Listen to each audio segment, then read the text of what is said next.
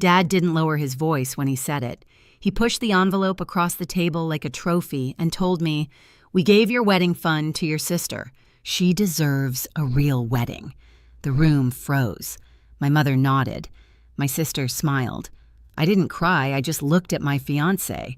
And when he rose from his chair, pulled out his phone and said, "Should I tell them what I do for a living?"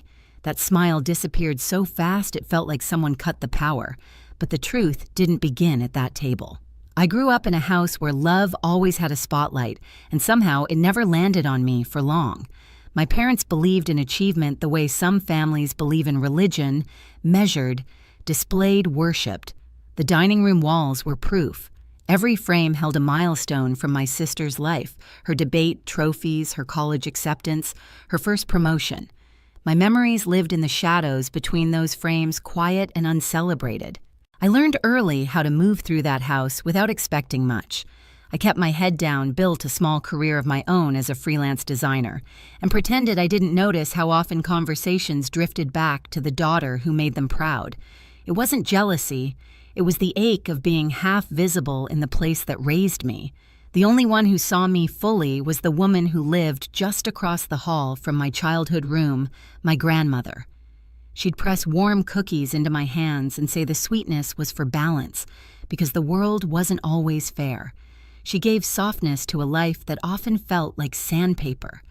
My fiancé met her before he met anyone else in my family. He showed up in a simple sweater and worn-in jeans, a kindness in his eyes my grandmother recognized instantly. They talked for an hour that first day. When he left, she squeezed my arm and whispered, "He's steadier than he looks." She was right. He never tried to impress. He just showed up with a quiet strength I didn't know I needed. My parents didn't see any of that. To them, his simplicity meant insufficiency. They asked vague questions about his job, but only in the way someone checks a box they've already decided is empty. When he didn't elaborate, they wrote their own story, that he lacked ambition, that he wasn't on her level. They never asked what level I wanted to be on. As the wedding season crept closer, the tension thickened. My sister could barely contain her excitement as she listed venues, menus, deposits already paid. My parents nodded with the warm approval I'd chased for years. I watched from the edge of the conversation, pretending the knot in my stomach was just stress. My grandmother noticed. She always did. One afternoon, while trimming the roses in her small backyard, she said, "Sometimes the loudest rooms have the least truth in them." I didn't understand then, but I would.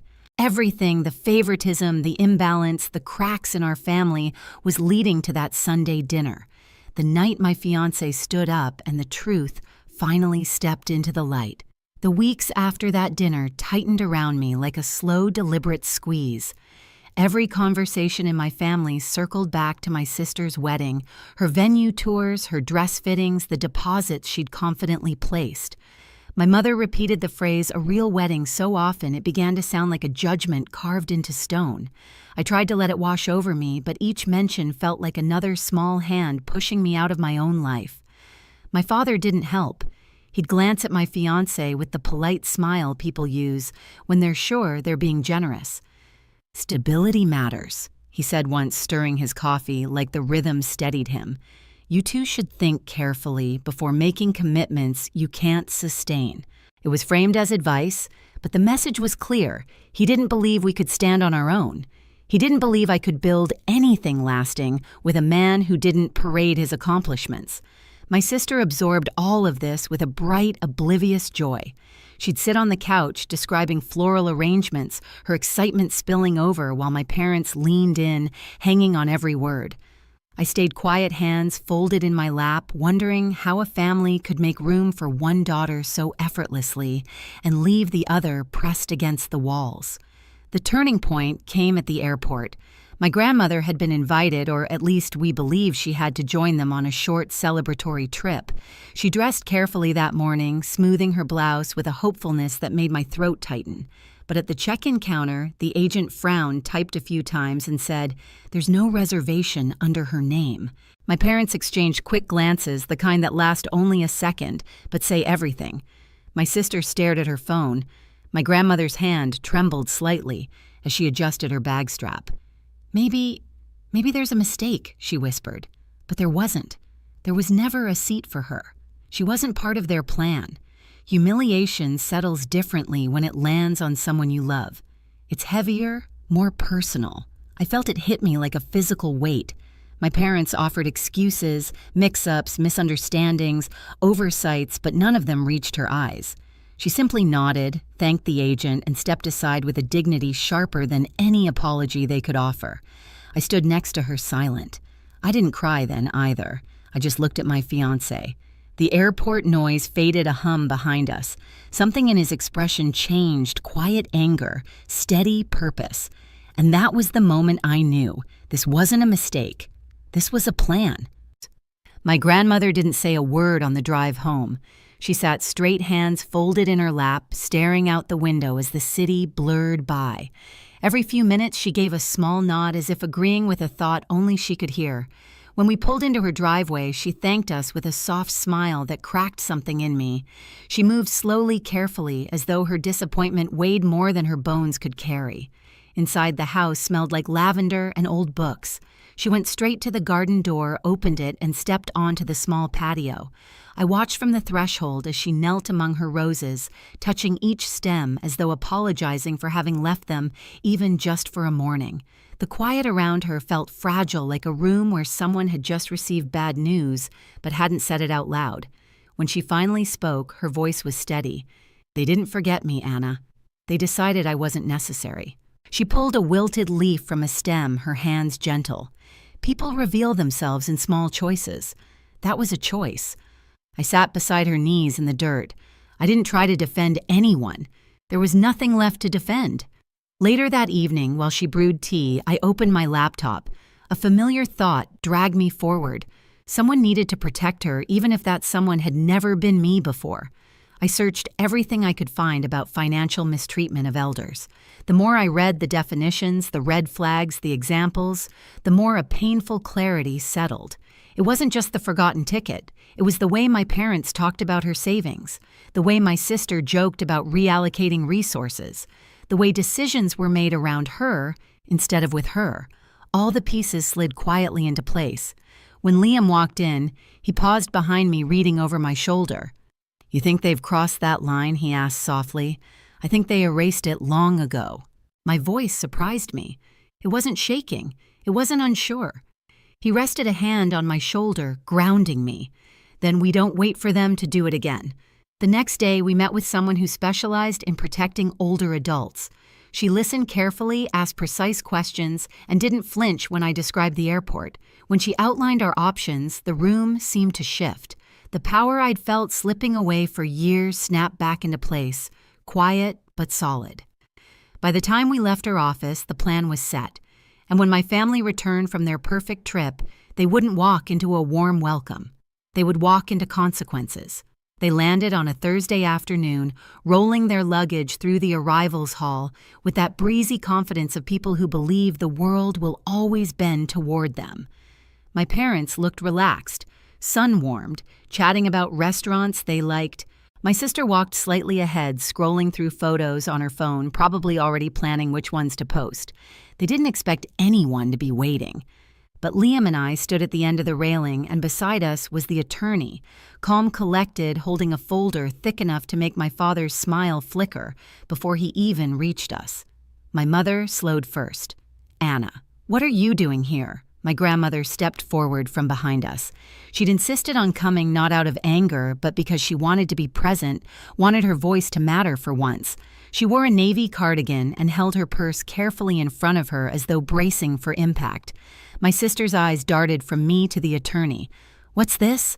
The attorney spoke in a professional, even tone. "I'm here on behalf of your mother. We need to discuss the unauthorized use of her assets and the incident at the airport." My father's face drained. "What incident at the airport?" my grandmother answered quietly. "The one where you left me without a ticket." Silence dropped like an anchor. Travelers pushed past us, wheels rolling, conversations rising and fading, but inside our small circle, the air felt thick, unmoving. My sister scoffed. "It was a mistake, Mom. We explained that." "No," my grandmother said, her voice clearer than I'd heard in years. "You explained nothing. You avoided. You minimized. You told me I must be confused, as though confusion were my default state. She looked directly at her eldest granddaughter. I wasn't confused. My father's jaw clenched. We don't need a lawyer for this. The attorney handed him the envelope. You do now. He opened it, skimming the contents, documentation of withdrawal statements highlighting inconsistencies, a report of the airport incident, and a formal notice to appear for a mediation hearing. With each page, the lines on his forehead deepened. My sister's purse slipped from her shoulder. It hit the floor with a soft thud, ignored by everyone. What is this supposed to mean? She demanded. It means, I said, stepping forward, that she won't be dismissed again. Not by any of you, not ever. My father looked at me, eyes sharp. So this is your doing, no, I said. This is the result of your doing. He bristled. We've supported this family for decades. Don't you dare. Supported Emily, I corrected. Enabled her. Celebrated her. Protected her. And when it came to Grandma, you decided she was optional. Disposable. That's not fair, my mother whispered. It's fair, my grandmother said softly. Fairer than how you've treated me. My sister finally found her voice brittle and cracking. Why are we acting like criminals? We helped you with your bills. We've handled your accounts for years. We were doing you a favor. My grandmother's eyes shone not with tears, but with something like resolve. You handled my accounts because I trusted you. You used that trust to advance your own plans. My father snapped. We never took anything she didn't approve. The attorney interjected, steady and unmoved. Intent will be reviewed during mediation. The pattern is what matters. Control over finances, decision-making without consent, exclusion from travel. These are all indicators of financial exploitation. My sister's composure fractured. This is ridiculous. Tell them, Dad. But Dad just stared at the papers, his bravado collapsing. Not from guilt yet, but from fear of consequences he'd never imagined could reach him. My mother looked at Liam, searching for a soft place to land. You're letting her tear the family apart. Liam didn't flinch. I'm supporting her while she protects someone who deserved protection long before now. My sister barked a laugh. Is that what this is? You pretending to be the hero? You've barely told us what you do for work. Liam exhaled, slow and controlled. You're right, he said. I haven't. My sister rolled her eyes. Of course I'm right. You've been hiding it. No, he corrected. I've been selective with who I trust. He reached into his jacket and took out his phone. He didn't raise his voice. He didn't try to impress anyone. He simply opened a page and held it out for them to see. This is what I do for a living. My sister leaned in and her face fell. The confidence slid off her features like paint rinsed away by water. You, she stammered. You run this. He nodded once. My father blinked rapidly. But you said you were in tech. I am, Liam said. Just not in the way you assumed. My mother put a hand to her chest. But why didn't you say something sooner? Because success doesn't excuse disrespect, he said. And respect doesn't require success. My grandmother smiled faintly at that. My father tried to recover, tried to pull dignity back around himself like a torn coat. Still, involving lawyers. This is extreme. What you did was extreme, I said. Leaving her at the airport was extreme. Using her savings without her full understanding was extreme. My sister folded her arms. Fine. You want to humiliate us? Congratulations. This isn't humiliation, I said quietly. This is accountability. The attorney stepped closer. You'll need to confirm a date for mediation. It's mandatory. My mother's voice wavered. What happens if we don't? Then the court proceeds without your input, the attorney replied. A pause. A shift. My sister whispered, Dad, do something. But he couldn't. For the first time in my life, my father had no leverage, no angles, no prepared speech. He looked at my grandmother not with affection, but with the dawning realization that the power he'd held over her was gone. My grandmother lifted her purse, settling it on her shoulder. I'm going home now, she said. Anna will take me. She turned, and for a moment I saw her not as fragile, but as formidable, someone who had finally remembered her own worth. When we walked away, my sister's voice rose behind us, cracking under the weight of consequences she'd never expected to face. This is going to ruin everything. Liam glanced back just once. "No," he said, "this is going to reveal everything." And it did. The mediation happened 6 weeks later in a quiet office downtown. No judge's robe, no dramatic gavel, just a long table, a neutral mediator, and the weight of choices finally held up to the light. My grandmother sat beside me, her hands folded neatly, her voice steady as she confirmed each detail, the withdrawals she didn't fully understand, the trip she was promised, the airport humiliation she could still feel in her bones. My father tried to justify, my mother tried to soften, my sister tried to deny, but the facts didn't bend and the mediator didn't flinch. By the end of the session, my grandmother's funds were restored, every dollar accounted for returned in structured payments overseen by the court. She also updated her will quietly and without ceremony, removing those who had treated her as an obligation instead of family. She didn't do it out of vengeance. She did it to protect her peace. Afterward, she moved into a small house near a garden center. She planted flowers again, roses, hydrangeas, herbs she used to keep by the window. She looked lighter standing in the sunlight, as if her shoulders had finally unclenched after years of shrinking herself to keep the family calm. As for me, something shifted. I enrolled in a community advocacy program, learning how to support older adults who didn't always know how to speak up for themselves. It felt like purpose, like the beginning of something I should have done long ago. And even now, when I pass my grandmother's garden and see her pruning a rose bush, I'm reminded of the same question I'll ask you. Have you ever had to protect someone from their own family? In the end, I learned that real love doesn't demand silence, and family isn't defined by who shares your last name, but by who shows up when it matters. My grandmother regained her voice. I found mine standing beside her. And the truth we brought into the open didn't destroy our lives. It rebuilt them on something honest. If this story stayed with you, tell me where you're listening from and share your own experience. Have you ever had to draw a line with family? Your voice might help someone else. And don't forget to subscribe for more stories like this.